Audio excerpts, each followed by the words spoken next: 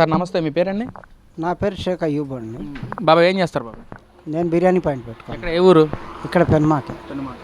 మరేంటి ఇక్కడ చంద్రబాబు నాయుడు గారు వచ్చిన తర్వాత ఇక్కడ ఎవరైతే పెనుమాక ఉన్న వాళ్ళకి సంబంధించిన రైతుల దగ్గర నుంచి భూమి లాక్కుంటున్నారో అదే తరహాలో ఇక్కడ ఒక రైతు కూడా గుండాగిపోయింది చంద్రబాబు వాళ్ళు అని చెప్పి వైసీపీ నాయకులందరూ మాట్లాడుతున్నారు.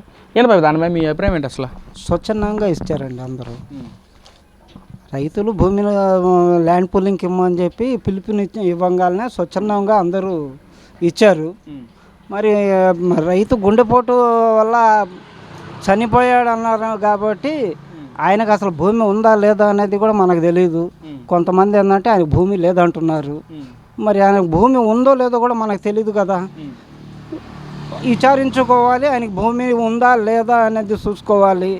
మేమందరం కూడా పోరాడుతూనే ఉండం. ఎందుకు పోరాడుతున్నాం?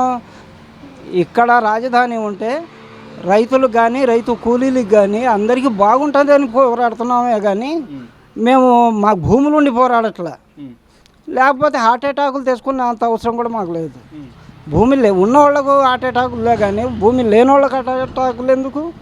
రైతుల్ని అంత పరామర్శించేవాళ్ళు, రైతుల గురించి అంత ఆలోచించేవాళ్ళు గత 5 సంవత్సరాలు పరిపాలించినప్పుడు రైతుల్ని వ్యభిచారుల కింద లెక్కట్టారు, రైతుల్ని డొక్కల్లో కొట్టారు, ప్రైవేట్ పార్టీల మీద కొట్టారు. మరి వాళ్ళందరూ పేడాస్టిస్టులు అన్నారు. మరి వాళ్ళందరికీ మరి ఎట్లా అన్నాడు ఆయన? నోరు ఎట్లా వచ్చింది అంటానికి? అమ్మటి రాంబాబు కానీ, కొడాలి నాని కానీ, మరి వీళ్ళందరూ వల్లభనేని వంశీ కానీ వీళ్ళందరూ కలిసి ఈ రకంగా ఎందుకు చేసినట్టు? దానికి సమాధానం చెప్పాలి వాళ్ళు. గత 5 సంవత్సరాలు ఏ న్యాయం చేశారు వీళ్ళకు? రాజధాని ఇక్కడ వద్దన్నారు. రాజధాని ఇక్కడ వద్దన్నప్పుడు మీరేం చేయాలా? ఎవరి భూమిలో వాళ్ళకు కొలిసి ఇవ్వాలిగా. ఎందుకు ఇవ్వలేదు? గత 5 సంవత్సరాల్లో మీ అవసరాల కోసం వాడుకున్నారా?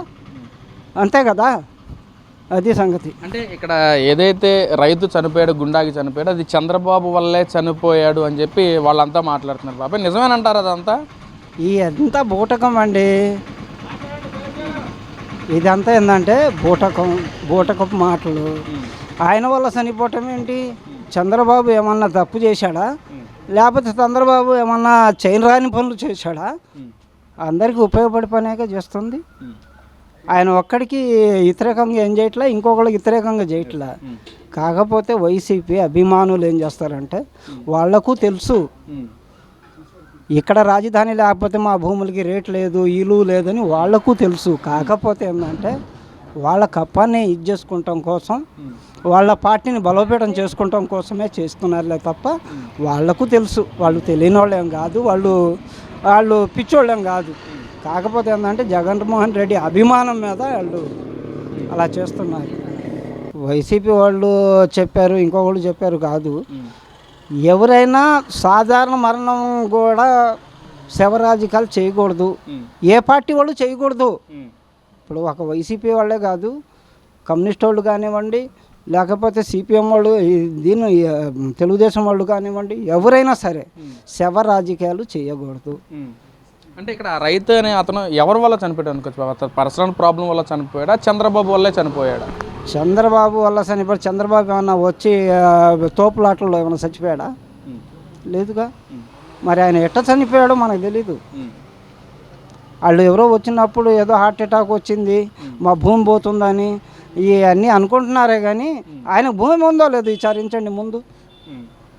అది విచారించి దానికి భూమి ఉందా లేదా, ఆయన ల్యాండ్ పూలింగ్కి ఇచ్చాడా లేదా, లేకపోతే ఇవ్వలేదా, అది విచారించి దాని ఆస్తి ఎంత ఉంది ఆయనకి అది చూసి అప్పుడు దాన్ని నిర్ధారించమని